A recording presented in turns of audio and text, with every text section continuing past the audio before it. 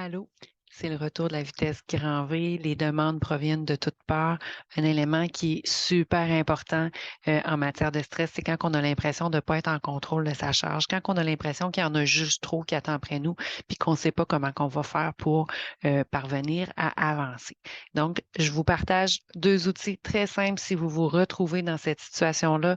L'élément prioritaire, c'est de planifier des plages horaires, reprendre le contrôle sur votre structure de travail. Donc, planifiez-vous des plages horaires pour l'avancement de certaines tâches.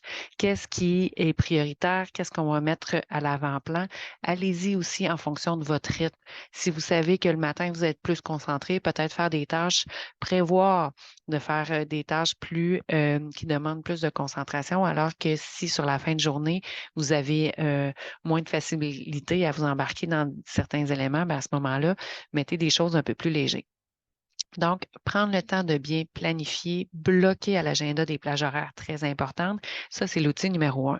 Mais l'outil numéro deux qui est aussi nécessaire pour pouvoir mettre en place les plages horaires, c'est de vous assurer de couper toute distraction, d'éviter de rentrer et de sortir d'une tâche de façon continue, chose que je suis convaincue que vous faites dans votre quotidien, qui fait en sorte que vous faites du surplace. Vous n'arrivez pas à avancer comme vous aurez souhaité.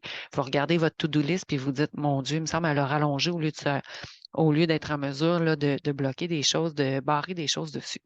Donc, ce que je vous propose, c'est de clairement mettre une barrière à toutes les distractions inimaginables. La fameuse boîte courriel, hein, on a donc le réflexe de répondre aux courriels aussitôt qu'ils rentrent, mais ce n'est pas nécessaire. Il y a, à moins de quelques exceptions près, très, très peu d'urgences qui nécessitent que vous répondiez dans l'heure qui suivent la réception. Donc, élément important, mettre de côté les courriels, ça veut dire parfois être en mesure de fermer la boîte courriel littéralement. Fermer peut-être Teams parce que des fois, juste se mettre pas disponible, c'est pas suffisant.